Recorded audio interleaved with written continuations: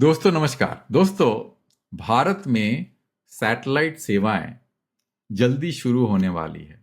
वो सबको पता है। मिनिस्टर ने भी एमडब्ल्यूसी में और कहीं प्लेटफॉर्म में ये बातें ऑलरेडी पब्लिकली कही हैं।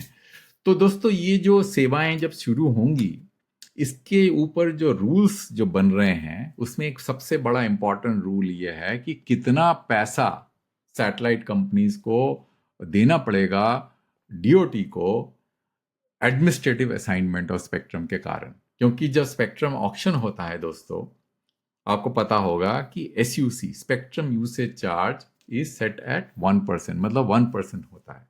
बट क्योंकि ये सैटेलाइट स्पेक्ट्रम ऑक्शन नहीं हो रहा है, इसलिए इसके जो चार्जेस हैं वो 1% से ज्यादा है।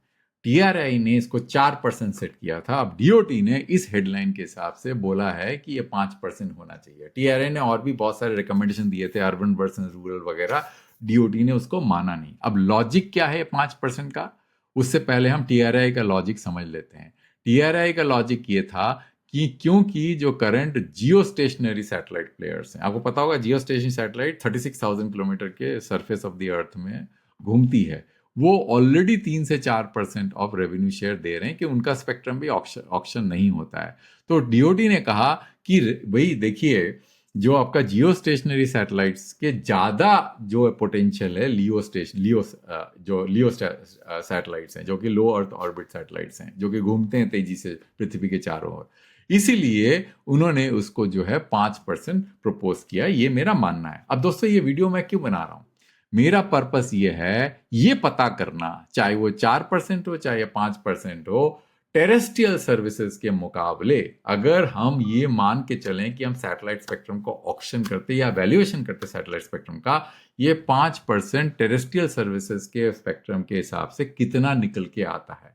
अगर आपको पता होगा कि टेरेस्ट्रियल स्पेक्ट्रम का तो ऑक्शन हो चुका है, उसका वैल्यूएशन भी हमको पता है, तो ये जो 5% नंबर है, ये एग्जैक्टली कितना वैल्यू अनलॉक करता है सरकार के लिए, अगर मान के चलें कि ये टेरेस्ट्रियल स्पेक्ट्रम के हिसाब से ऑक्शन होता और वही प्रोपोर्शनल प्राइजेस एप्लीकेबल होता। जब तक हम वो कंपैरिजन करेंगे नहीं दोस्तों, तब तक हमको ये नंबर का कोई महत्व पता नहीं चलेगा, क्या ये ज्यादा है, कम है या सही है ना? तो इसलिए दोस्तों, मैंने ये प्रेजेंटेशन आपके सामने प्रस्तुत कर रहा हूं, जिसका शीर्षक है what should be the true value of satellite spectrum. तो हम इसमें जो है कुछ मिथ को भी डिबंक करेंगे और कुछ जो है जो लिंकेजेस हैं उसको भी बर्स्ट करेंगे। तो पहला तो मिथ ये है कि सैटेलाइट स्पेक्ट्रम फ्री नहीं है। आप देखेंगे इस एनालिसिस के बाद में जो वैल्यू अनलॉक होके आएगा वो बहुत ही क्लोज होगा जो कि टेरेस्ट्रियल स्पेक्ट्रम का वैल्यू है। वो बहुत आश्चर्य होगा आपको जब देखने के बाद में। उसके लिए आपको पूरा एनालिसिस में से गुजरना पड़ेगा और यही हम कंपेयर करेंगे कि एफडब्ल्यूए का जो मार्केट है और जो सैटेलाइट का मार्केट है, उस मार्केट को मान के किस तरह का स्पेक्ट्रम का वैल्यू होना चाहिए। और हम ये भी कंक्लूड करेंगे कि जो 26 गीगाहर्ट्ज स्पेक्ट्रम है, जिसको हम मिलीमीटर वेव स्पेक्ट्रम बोलते हैं, उसको क्यों नहीं रेफरेंस मानेंगे। वो इसलिए रेफरेंस नहीं मानेंगे क्योंकि 26 गीगाहर्ट्ज का स्पेक्ट्रम का वैल्यूएशन गलत है। वो इसलिए गलत है, आपको याद होगा 7,000 करोड़ जो है का स्पेक्ट्रम बिका था 1 गीगाहर्ट्ज का। 1 गीगाहर्ट्ज स्पेक्ट्रम कॉस्ट 7,000 करोड़।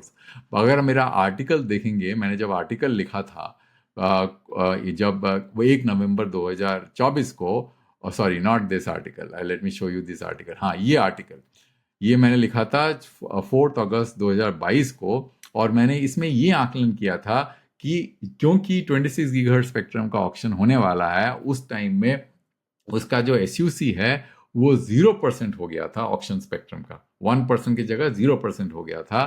तो उस टाइम में जो है, सिंस इट इज 0%, तो उस कारण से जो है जो ओवरऑल स्पेक्ट्रम यूसेज चार्ज वो कितना कम हो गया और उस कारण से ऑपरेटर्स को कितना फायदा हुआ उनके ओवरऑल बिजनेस में। तो इस आर्टिकल को पढ़ने के बाद में आपको पता चलेगा कि भारती को लगभग, अगर आप ये देखिए रेवेन्यू ग्रोथ के हिसाब से मैंने ये सेंसिटिव एनालिसिस किया है, तो मान लेते हैं भारती का अगर रेवेन्यू ग्रोथ 8% है, तो सरकार ने भारती को 5,490 करोड़ दिए। देखा जाए तो भारती ने करीब 40,000 प्लस करोड़ खर्चा किया ऑक्शन में, तो लगभग समझ लीजिए भारती को करीब 50,000 करोड़ का फायदा हुआ। और रिलायंस को रिलायंस ने करीब आई थिंक 80,000 करोड़ प्लस का खर्चा किया था। रिलायंस को भी जो है 80,000 करोड़ नहीं देना पड़ा, उनको देना पड़ा सिर्फ 43,000 करोड़। तो ये सिर्फ 26 गीगाहर्ट्ज स्पेक्ट्रम के कारण ये हुआ। इसीलिए दोस्तों ये जो है 26 gigahertz spectrum is not the right benchmark for comparison. तो फिर चलते हैं हमारे स्लाइड के अंदर में। तो पहला, जब हम एप्पल्स टू एप्पल्स कंपैरिजन करेंगे तो हमको दोनों मार्केट को डिफाइन करना पड़ेगा। और मैंने जो है सब्सक्राइबर को, पहले तो मैंने सब्सक्राइबर को डिफाइन किया, जो कितना सब्सक्राइबर होगा, saturated subscriber base for terrestrial FWA, क्योंकि यही मार्केट कॉम्पीट कर रहा है सैटेलाइट के साथ में। मैंने मान के चला 60 मिलियन, मेरे हिसाब से 60 मिलियन बहुत ज़्यादा है, इससे ज़्यादा होगा नहीं। और सैटेलाइट का जो है मैं मान के चल रहा हूँ 1.5 मिलियन, क्योंकि सरकार ने 2 मिलियन का ऑलरेडी टोटल कैपेसिटी के बारे में बात की थी। मेरे हिसाब से 1.5 मिलियन भी ज़्यादा है। और स्पेक्ट्रम बैंडविड्थ क्यों है? क्योंकि मैं 3.3 गीगाहर्ट्ज बैंड को लेके चल रहा हूँ, 26 गीगाहर्ट्ज को नहीं। तो ये 70 मेगाहर्ट्ज होगा, क्योंकि मान के चलते हैं 30 मेगाहर्ट्ज मोबाइल के लिए 100 मेगाहर्ट्ज में से, और 70 मेगाहर्ट्ज एफडब्ल्यूए के लिए, तो 70 हो गया। और सैटेलाइट का जो केयू बैंड है उसमें डाउनलिंक में 2 गीगाहर्ट्ज है, अपलिंक में 500 है, तो ये टोटल हो गया 2500। और आरपू जो है मैं मतलब मोटा मोटा मान के चल रहा हूँ, अभी तो 650 रुपये है, मैं मान के चल रहा हूँ कि middle of the 20 year period ये करीब 1,000 रुपये होगा। और ये भी मिडिल ऑफ द पीरियड करीब 6,500 रुपये होगा। अभी वो 3,500 की बात कर रहे हैं, आप पता नहीं कितना होगा, मुझे मालूम नहीं, पर जो न्यूज़पेपर रिपोर्ट्स कह रहे हैं कि वो 3,500 रुपये पर मंथ का शायद आरपू सेट करने की बात कर रहे हैं।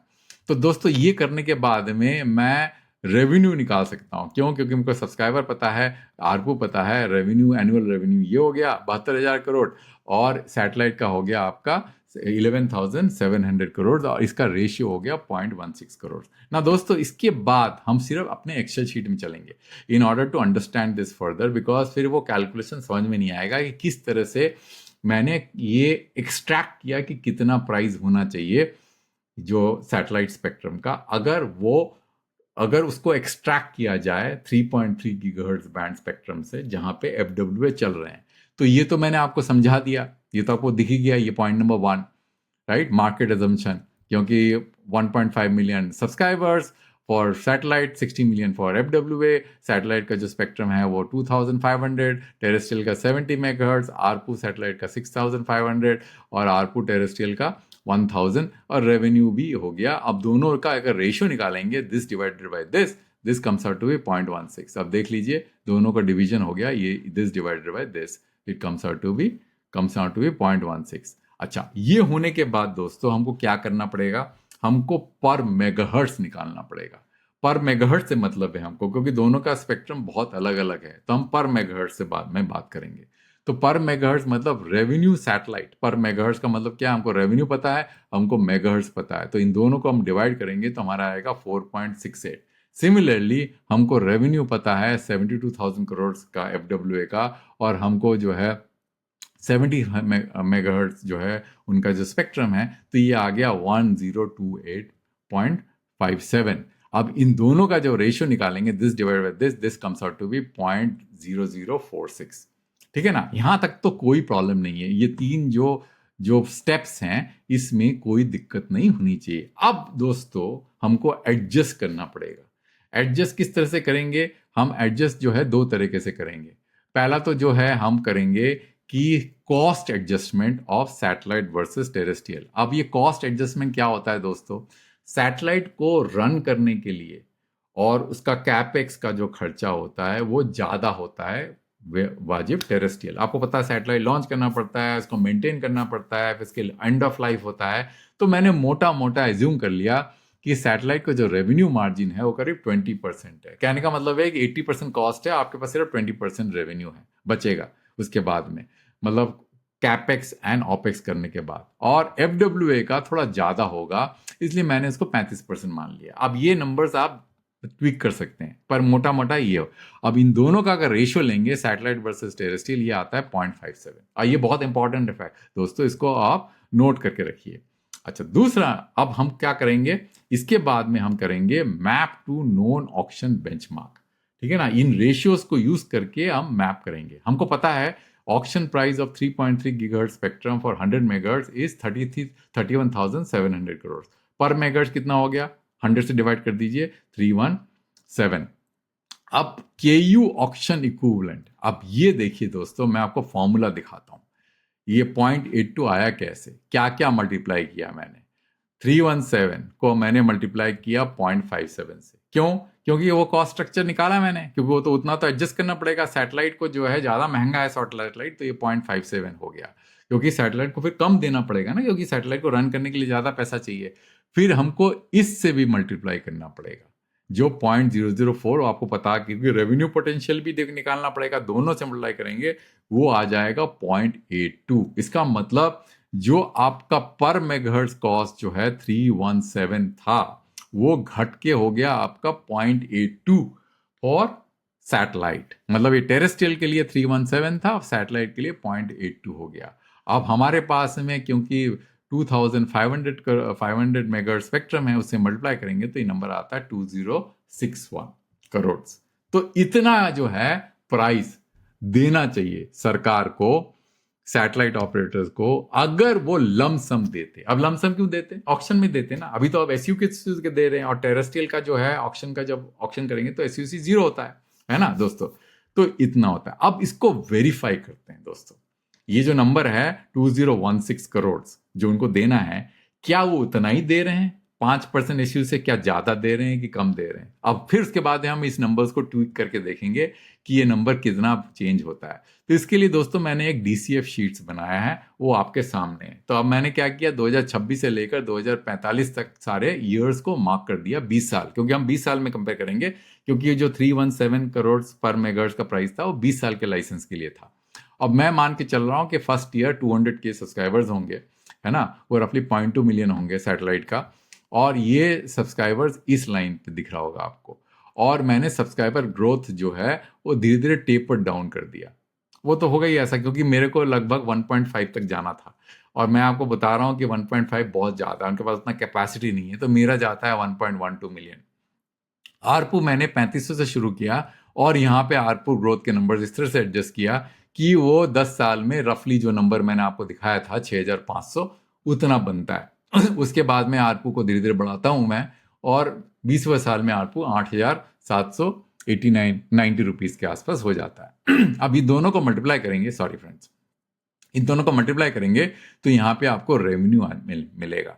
अब लाइसेंस फी तो स्टैंडर्ड है, दोनों को सेम लाइसेंस फी देना है 8%। अब एसयूसी जो है वो 4% पे मैंने कैलकुलेट किया है अभी, क्योंकि जो टीआरआई का नंबर है, तो ये आता है एब्सोल्यूट नंबर जो है, जो कि नॉमिनल नंबर्स, वो ये आता है। कैसे? क्योंकि बड़ा सिंपल है, इससे इससे मल्टीप्लाई कर दो रेवेन्यू से, तो ये 34 आ जाएगा। ऐसे करके सारे मल्टीप्लाई किए तो ये नंबर आ गया। अब मैंने क्या किया, डिस्काउंट फैक्टर 8% यूज करके जो है मैंने इसका जो है डीसीएफ निकाल लिया। वो तो बड़ा सिंपल है, क्योंकि 8% जनरली ऑक्शन का प्राइस होता है, तो ये डिस्काउंट फैक्टर ये हो गया। अब इसको दोनों सबको टोटल करता हूं तो ये नंबर आता है 2213 crore, 2213 crore with 8% discount factor. तो आपने देखा होगा दोस्तों, अभी हमने जो कैलकुलेट किया था, एक्स्ट्रापोलेट किया था, वो नंबर आ रहा था 2016 crore. Now 2016 crore and now this is 2213 crore, which is for the TRAI number of 4%। तो DOT ने इस नंबर को बढ़ा के 5% कर दिया, तो करीब कितना, 500 करोड़ नंबर और बढ़ गया कि नहीं? देखिए दोस्तों, ये पहले कितना था, 2213 करोड़, अब ये बढ़ के हो गया 2767 करोड़। तो ये कहना कि सैटेलाइट ऑपरेटर्स जो है कम पैसा दे रहे हैं, वो बिल्कुल गलत है। बिकॉज अगर हम एक्स्ट्रापोलेट करें, जो हमने एजम्पशंस लिए हैं, इसको, इस एजम्पशन को आप ट्वीक कर सकते हैं। तो ट्वीक करके आप देख सकते हैं ये नंबर शायद चेंज भी हो सकता है। जैसे मैंने मान लीजिए इसको 2 मिलियन कर दिया, 2 मिलियन कर दिया, तो ये नंबर बढ़ के 2747 करोड़ हो जाता है, जो डीओटी का नंबर है 20 लाख, क्योंकि मैं इसको 1.5 लेके चल रहा था। और अगर मान लीजिए रिलायंस का नंबर लेके चलें, जो वो 100 मिलियन की बात, एक्चुअली वो 200 मिलियन की बात कर रहे हैं, तो इसको अगर 100 मिलियन कर दूं, देखिए ये नंबर और भी कम हो जाता है कि नहीं?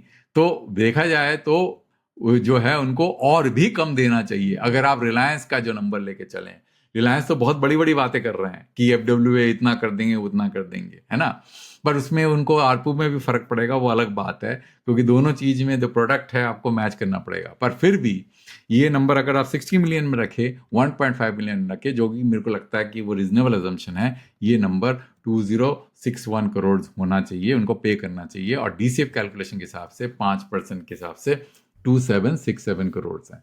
तो दोस्तों आपने देखा कि सैटेलाइट स्पेक्ट्रम में जब SUC की बात हो रही है, जो ये SUC का जो कैलकुलेशंस है, जो ये नंबर को एडजस्ट करे जा रहे हैं, ये नंबर एक्चुअली ज्यादा है compare to what they should have got for their spectrum if it was auctioned in an apples to apples manner. Not मतलब उसको 26 गीगाहर्ट्ज पे कंपेयर करेंगे तो बिल्कुल वो वैकी हो जाएगा, because 26 gigahertz band is not the band for comparison. तो वो आपको मैंने करके, इसलिए साइंटिफिक तरीके से आप कैलकुलेट करेंगे तो आपको पाएंगे कि ये 5% एक्चुअली ज्यादा है, ये कम होना चाहिए। TRAI का नंबर सही था, तो DOT जो ये 5% कर रही है, नंबर ज्यादा है।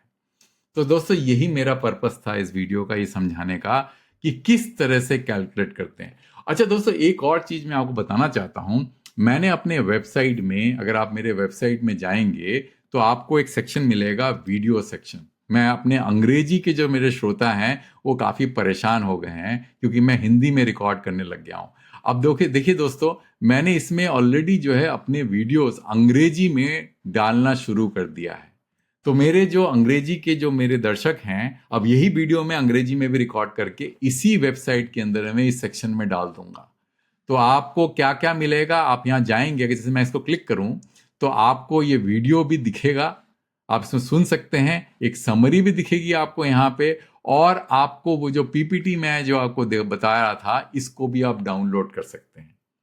तो ये मैं सुविधा अपने जो मेरे जो वेबसाइट के जो जो यूजर्स हैं उनको देना चाहता हूं, क्योंकि मैं नहीं चाहता कि मैं दोनों वीडियो अंग्रेजी और हिंदी में एक साथ अपलोड करूं, इससे कंफ्यूजन हो जाता है यूट्यूब में। तो मैं इसी वेबसाइट में ये वीडियोस अपलोड करता रहूंगा, तो ये आसान हो जाएगा मेरे दर्शकों के लिए।